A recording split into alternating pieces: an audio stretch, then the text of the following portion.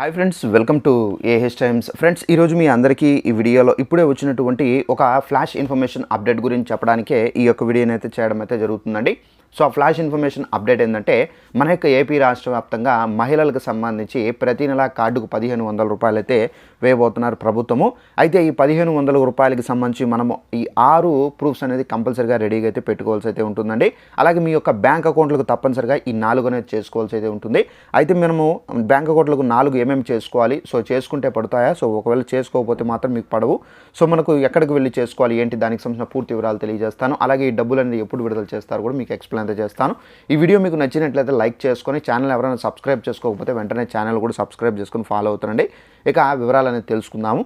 అయితే మన యొక్క ఏపీ రాష్ట్ర వ్యాప్తంగా ఏపీ ప్రభుత్వం అయితే ఆడబిడ్డ నిధి అనే పథకం ద్వారా ప్రతి మహిళకు 1500 రూపాయలు అయితే వేయబోతున్నారండి. అయితే ఈ పథకానికి సంబంధించి ప్రతి మహిళ 18 సంవత్సరాలు అయితే నిండి ఉండాలి. 18 సంవత్సరాల నుండి 59 సంవత్సరాల లోపల వయసు కలిగిన మహిళలందరికీ ఈ 1500 రూపాయలు అయితే వేస్తారు. మనకు ఒక సంవత్సరానికి 18,000 వరకు అయితే ఒక్కొక్క మహిళ అనేది లబ్ధి అయితే పొందుతారు. అయితే ఈ పథకానికి సంబంధించి ఏపీ ప్రభుత్వం అయితే నెక్స్ట్ ప్రారంభించే యోచనలు అయితే ఉన్నారండి. అయితే ఈ పథకానికి సంబంధించి తప్పనిసరిగా మనం ఏంటంటే డాక్యుమెంట్స్, ప్రభుత్వం చెప్పినటువంటి డాక్యుమెంట్స్ అనేది రెడీగా అయితే చేసుకోవాల్సి అయితే ఉంటుంది. అలాగే మనం ఏదైతే బ్యాంక్ అకౌంట్లు ఈ పథకానికి సంబంధించి ఇవ్వాలో మన యొక్క బ్యాంక్ అకౌంట్లు కూడా తప్పనిసరిగా ఈ 4 అనేది కంపల్సరీగా అయితే చేసుకొని అయితే ఉండాలి. అయితే మనం ఏమేమి చేసుకోవాలి ఏంటి, దానికి సంబంధించి కూడా మీకు ఎక్స్ప్లెయిన్ అయితే చేస్తాను. మన యొక్క ఏపీ రాష్ట్ర వ్యాప్తంగా మహిళలకు సంబంధించి ఆడబిడ్డ నిధి అనే పథకం ద్వారా 1500 రూపాయలు పొందాలంటే తప్పనిసరిగా మనం రెడీగా పెట్టుకోవాల్సిన డాక్యుమెంట్స్ చూసుకున్నట్లయితే ఫస్ట్ ఆఫ్ ఆల్ మన రేషన్ కార్డు అనేది కలిగి ఉండాలండి. సో రేషన్ కార్డు అనేది ప్రతి పథకానికి కంపల్సరీ కాబట్టి మనకు రేషన్ కార్డు అనేది కంపల్సరీగా అయితే కలిగి ఉండాలి. అలాగే ఆధార్ కార్డు కూడా కంపల్సరీగా అయితే మనం కలిగి ఉండాలండి. అలాగే మనకు ఆధార్ కార్డుకి సంబంధించినటువంటి హిస్టరీ కూడా మనము కలిగి ఉండాలి. అలాగే మనకు నెక్స్ట్ వచ్చేసి డేట్ ఆఫ్ బర్త్ సర్టిఫికేట్, అంటే మీరు ఎప్పుడు పుట్టారో దానికి సంబంధించినటువంటి డేట్ ఆఫ్ బర్త్ సర్టిఫికేట్ కూడా అయితే మీరు కలిగి ఉండాలి.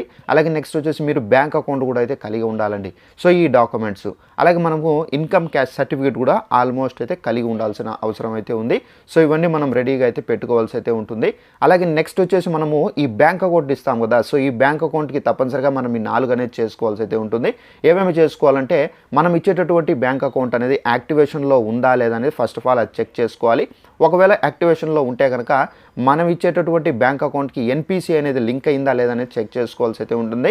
అలాగే మనం ఇచ్చేటటువంటి బ్యాంక్ అకౌంట్ ఏదైతే ఉందో దానికి మనం ఆధార్తో లింకప్ చేసామా లేదా అనేది చెక్ చేసుకోవాల్సి అయితే ఉంటుంది.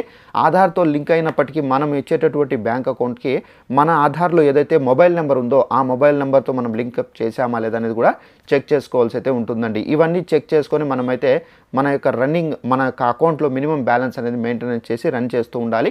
సో ఇవన్నీ రెడీగా ఉంటే కనుక, అంటే మీరు కరెక్ట్గా ఉంటే కనుక మీరు ఈ పథకానికి సంబంధించి అప్లై చేసుకోవచ్చు. అలాగే ఈ పథకానికి సంబంధించి ఎప్పుడు స్టార్ట్ చేయబోతున్నారో దానికి సంబంధించి కూడా లాస్ట్లో చెప్తాను. అయితే మనము ఈ బ్యాంకుకు సంబంధించి ఎలాంటి ఒకవేళ చేసుకుని వారు ఎక్కడికి వెళ్ళి చేసుకోవాలని చెప్పేసి ఒక డౌట్ అయితే వస్తుంది.